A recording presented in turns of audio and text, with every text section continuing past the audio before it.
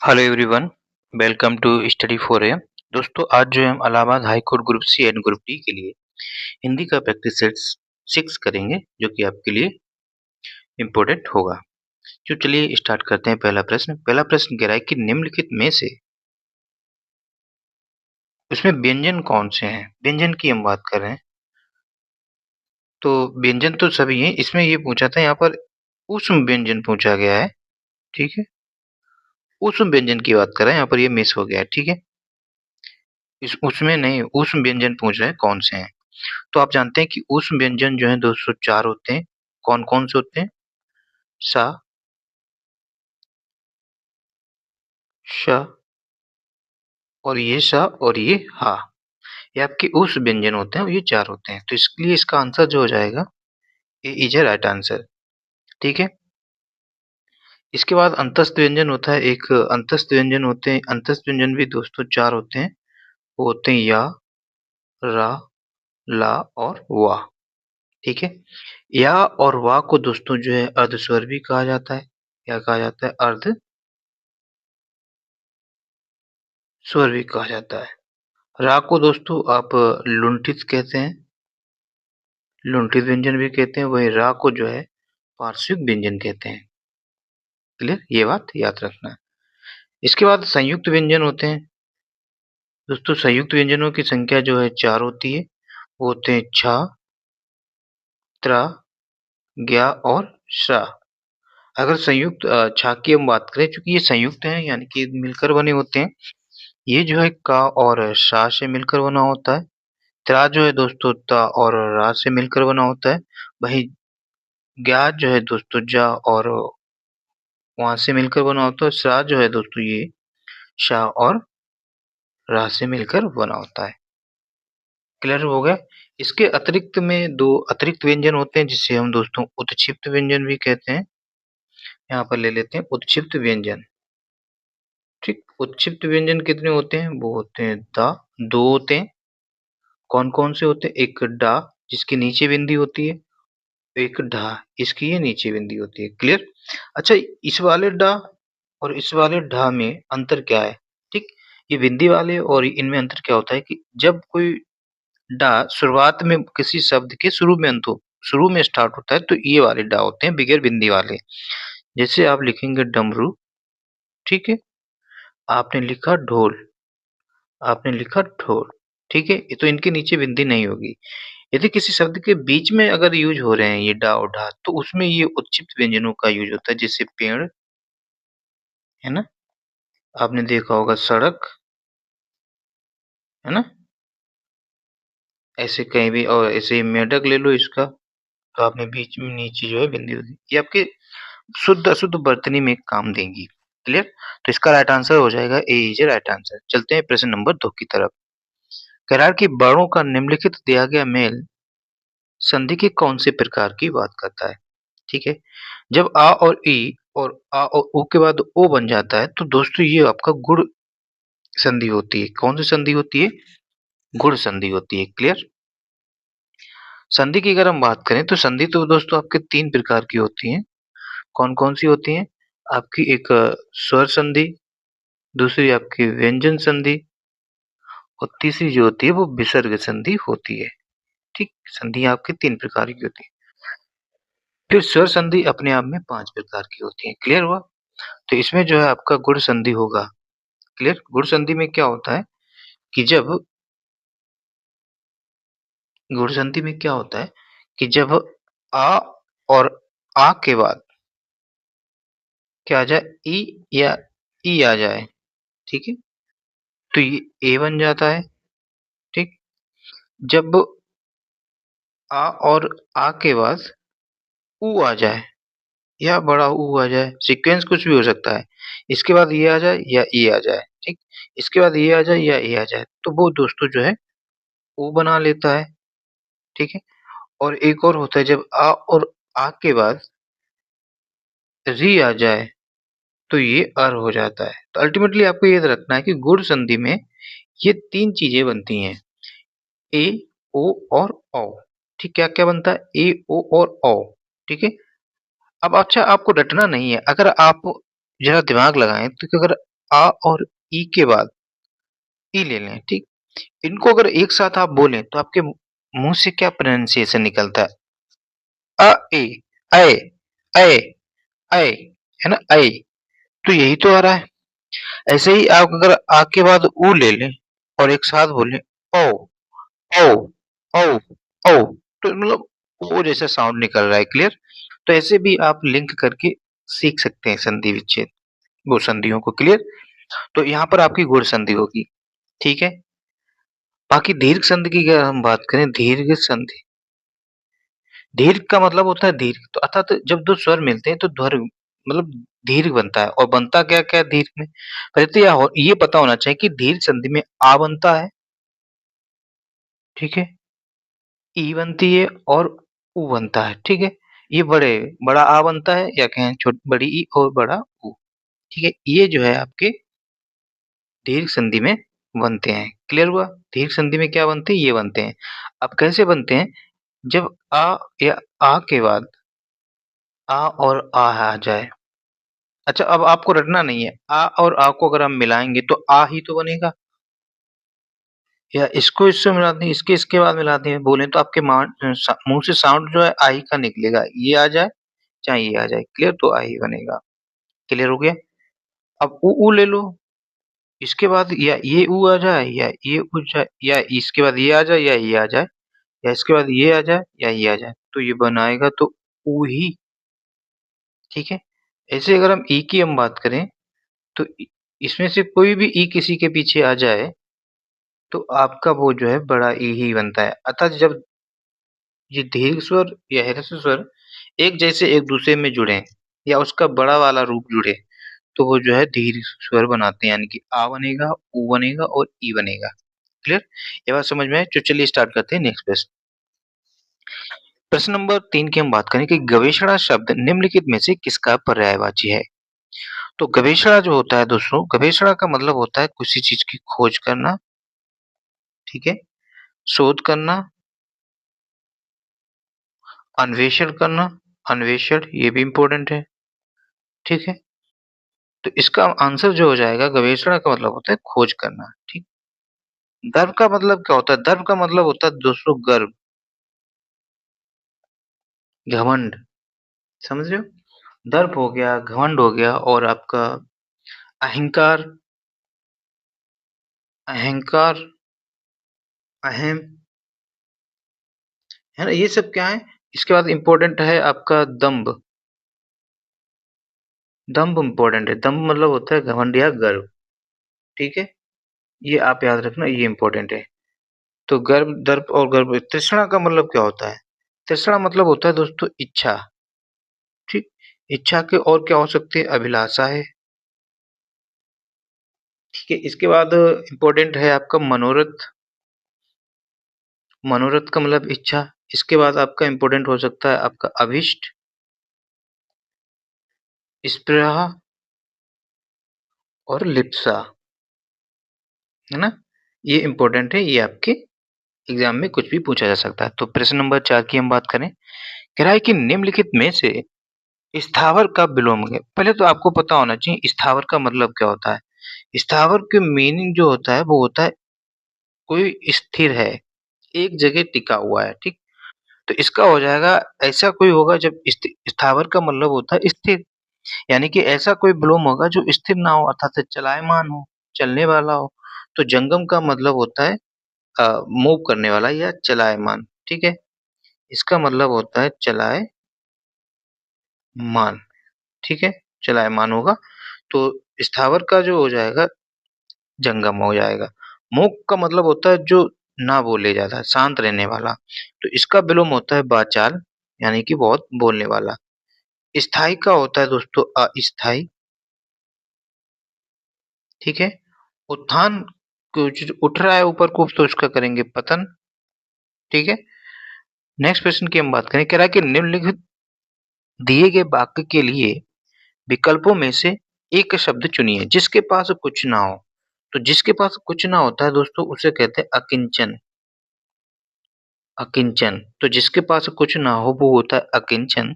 तो इसका right answer जो हो जाएगा अकिंचन। आपने देखा होगा निकेतन, निकेतन का मतलब जानते हो, निकेतन स्कूल चलते थे, है ना? तो अनिकेत का मतलब होता है जिसके पास घर ना हो, है ना? या हम कहें घर विहीन कह सकते हैं, बेघर कह सकते हैं इसको, है ना? जिसके पास घर ना हो उसे अनिकेत कहते हैं। रिक्त आप जानते हैं कि खाली स्थान, और अक्षम का मतलब होता है जिसे क्षमा ना किया जा सके, जिसे क्षमा ना किया जा सके, क्षमा ना किया जा सके। क्लियर? वो आपके क्या होते हैं? अक्षम होते हैं। क्लियर? नेक्स्ट क्वेश्चन की बात करते हैं। प्रश्न नंबर 6 क्या कह रहा है कि पल्लव, पल्लव किसकी रचना है? पल्लव जो है दोस्तों सुमित्रा नंदन पंत की रचना है, याद कर लेंगे। इसके बाद युगांत, इनकी एक इम्पोर्टेंट रचना है ना? युगवाणी, ये इम्पोर्टेंट रचना है, ठीक है? युगांत, युगवाणी और आपकी अमिता, ये जो है इनकी इम्पोर्टेंट रचना है।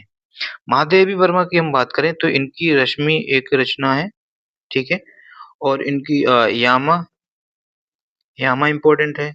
दीपशिखा, ठीक है?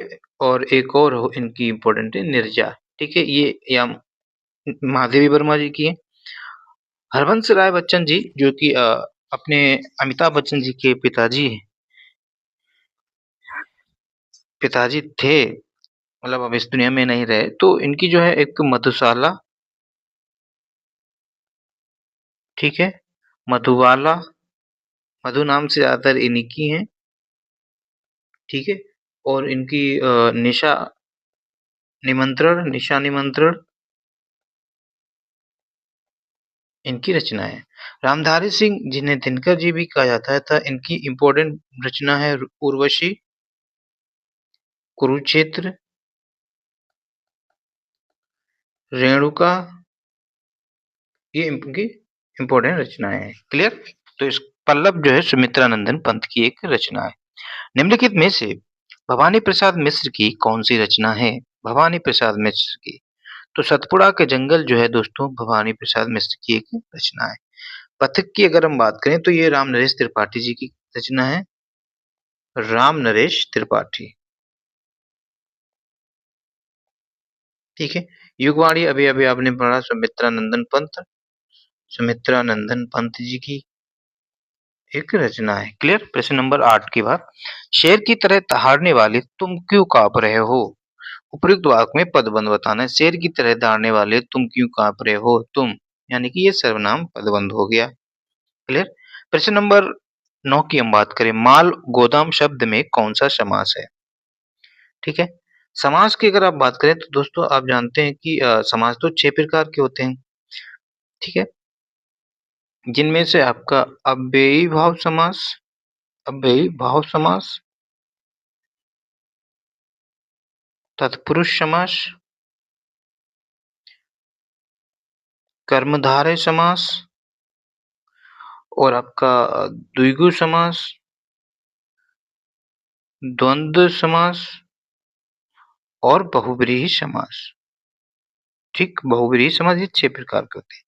इनमें से अगर हम बात करें, अगर हम तत्पुरुष की बात करें, दोस्तों तत्पुरुष समास जो है वो अपने आप में 6 प्रकार के होते हैं क्योंकि ये कारक से होते हैं, ठीक?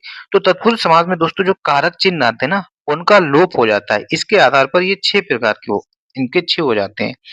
कौन-कौन से हो जाते हैं? एक आपका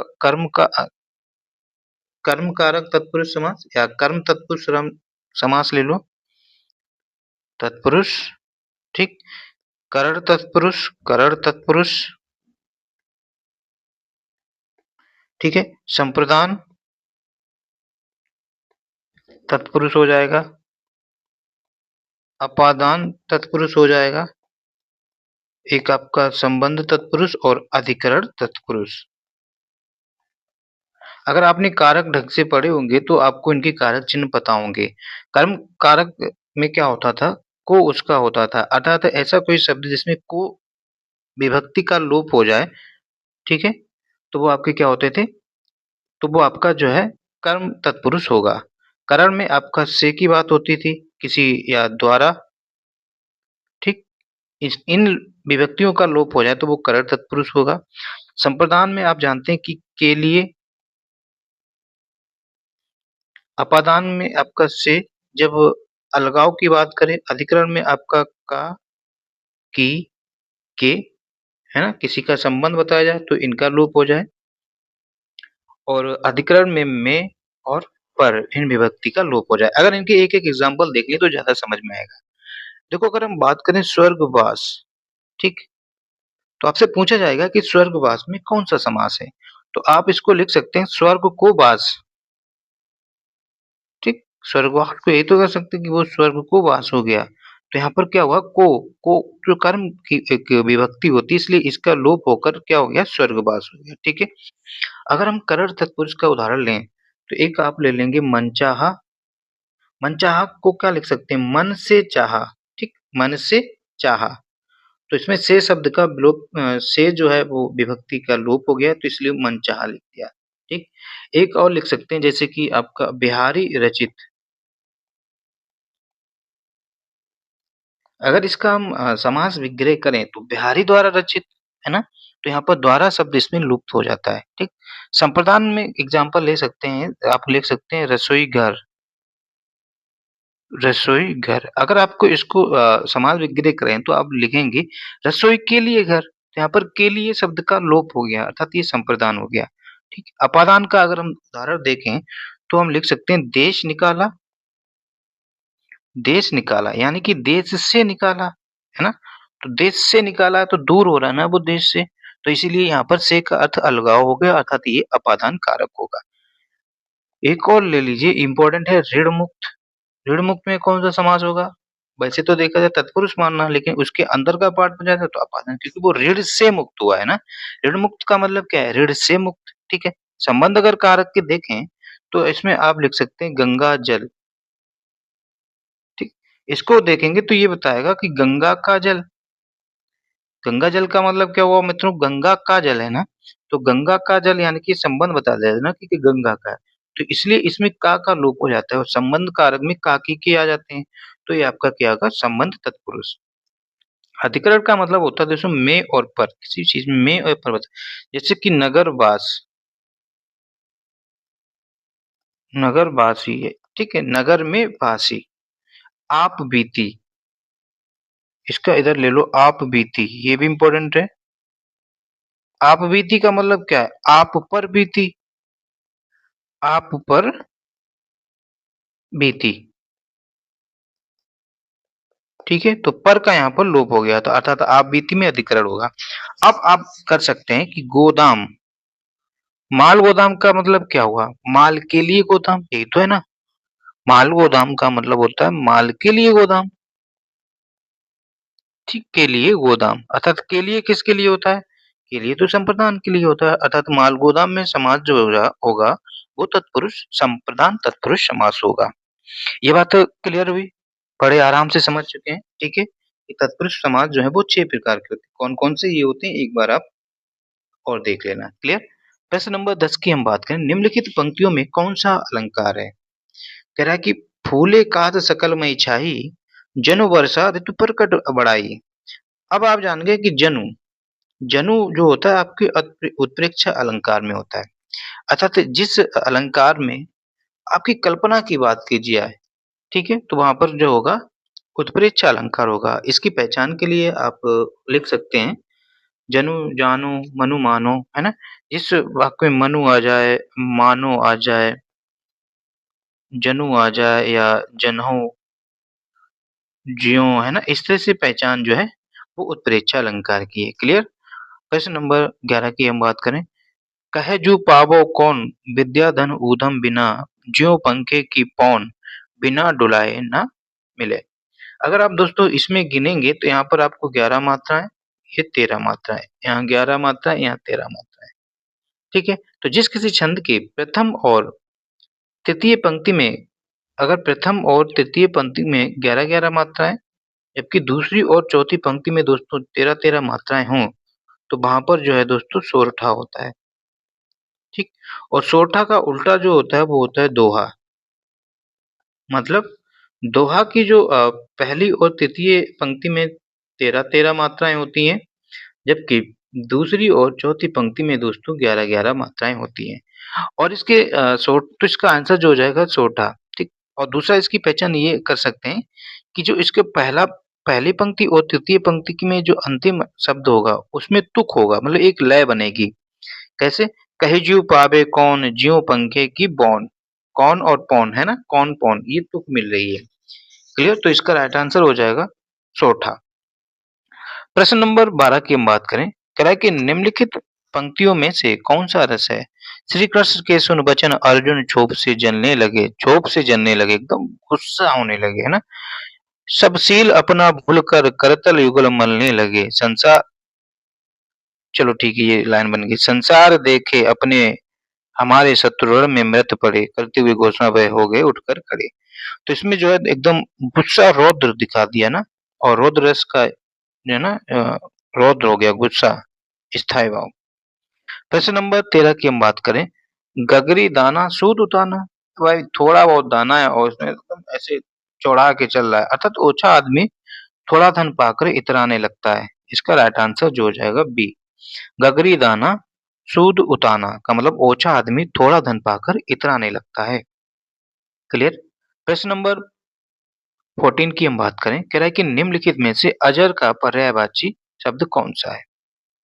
ठीक है, अजर आप जानते हैं कि अजर का मतलब होता है अजर यानी कि अमर।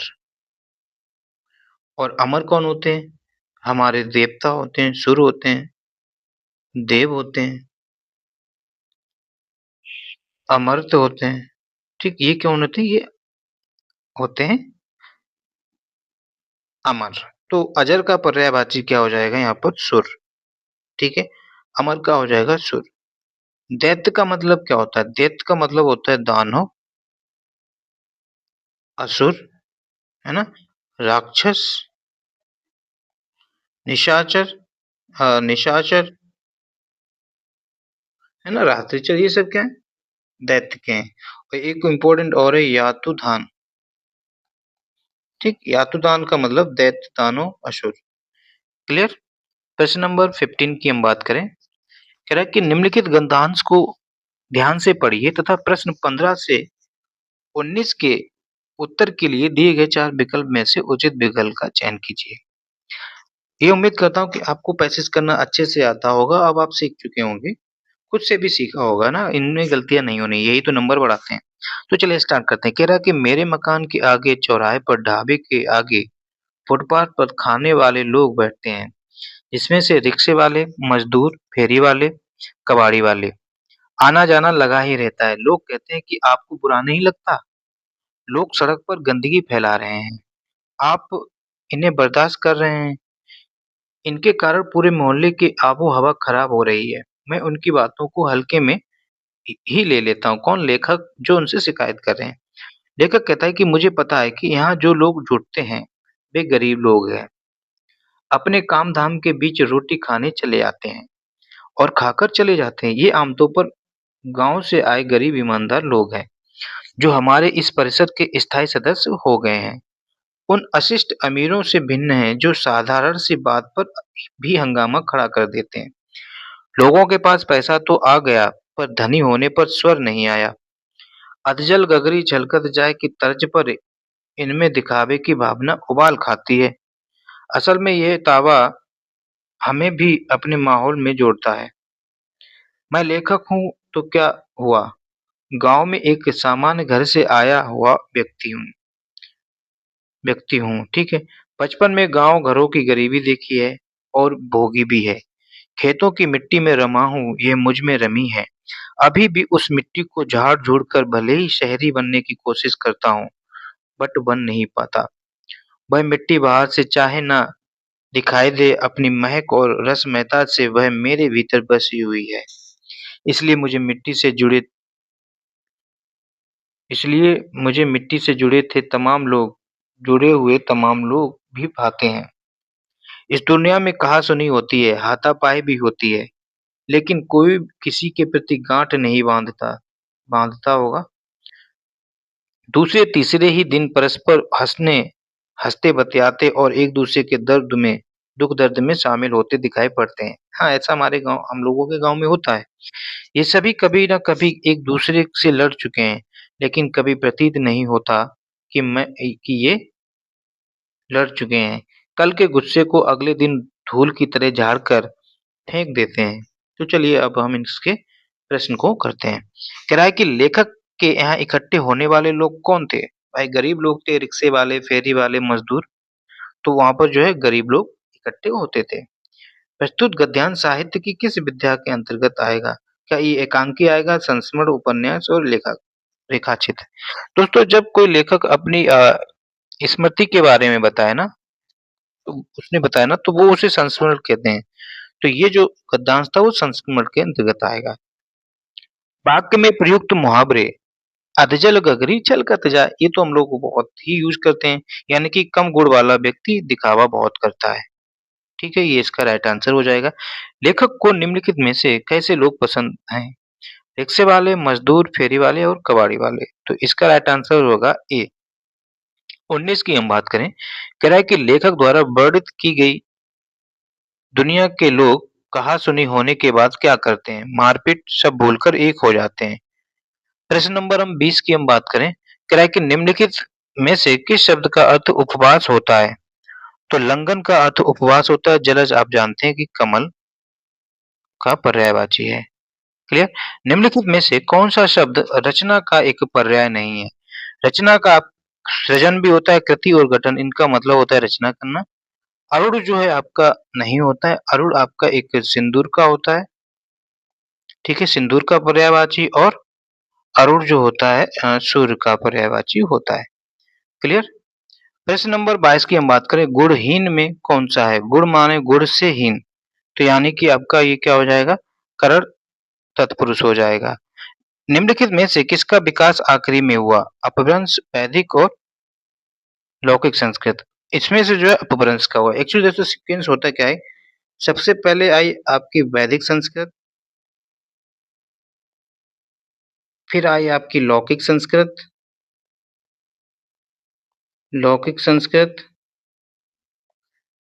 फिर आपकी आई पाली, फिर आई आपकी प्राकृत, ठीक है, इसके बाद आई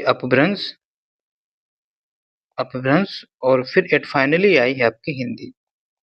ठीक है, तो अगर आपसे पूछा जाए यहाँ पर ये ध्यान देना है कि हिंदी की जननी कौन है? तो मतलब हिंदी की जो जननी है वो आपकी अपभ्रंश है। अगर हिंदी की मातृ जननी पूछे तो आप या आद्य जननी तो संस्कृत लगाएंगे। ठीक है, ये प्रश्न थोड़ा कंफ्यूजन हो जाता है अभी। ठीक है, अगर हम दोस्तों हिंदी की हम बात करें तो आपको पता है कि हिंदी दिवस जो है 14 सितंबर को मनाया जाता है। ठीक, हिंदी जो है भारतीय संविधान में रखी गई है 343 से 1 में, जिसमें बताया गया है कि संघ की राजभाषा जो होगी वो आपकी क्या होगी? हिंदी होगी। और लिपि जो होगी, हिंदी की लिपि क्या होती है है वो आपकी देवनागरी है। ठीक है, ये बात याद रखेंगे। ठीक, हिंदी की लिपि क्या है? निग्राव। पूछा जाए कि हिंदी किस परिवार की भाषा है, तो हिंदी जो है दोस्तों भारोपीय परिवार की भाषा है। एग्जाम में पूछा गया है। क्लियर? तो हिंदी कौन से परिवार की भाषा है? भारोपीय परिवार की भाषा है। प्रश्न नंबर 24 की बात करें, निम्नलिखित में से किस शब्द के वर्तनी अशुद्ध है? विषयांतर्गत, भंडार, संवाद और आंक, ये तीनों ही सही हैं। ये आपका गलत है क्योंकि विषयांतर्गत होता है। ठीक है, इसका सही होगा विषयांतर्गत। ठीक, क्योंकि आप जानते हैं कि ये मिलकर बना है आपका विषय प्लस अंतर्गत, और विषय में आ प्लस आ मिलकर क्या बनाते हैं? दीर्घ बनाते हैं आ। तो ये इसका राइट आंसर हो जाएगा। निम्नलिखित में से कौन सा विशेष है? ठीक है, तो अनासक्ति, अनासक्त, अनुशंसित और अपमानित। तो वो कहते हैं अनासक्त इंसान है एकदम। तो बी इसका राइट आंसर हो जाएगा। आई होप दोस्तों ये 25 प्रश्न थे जो आपके लिए इंपॉर्टेंट है। आप इनको प्रैक्टिस करके जाएं। अगर आपको सेशन अच्छा लगा हो तो लाइक कर दें और चैनल में नए हैं तो चैनल को सब्सक्राइब कर दें। तो थैंक यू दोस्तों, जय हिंद।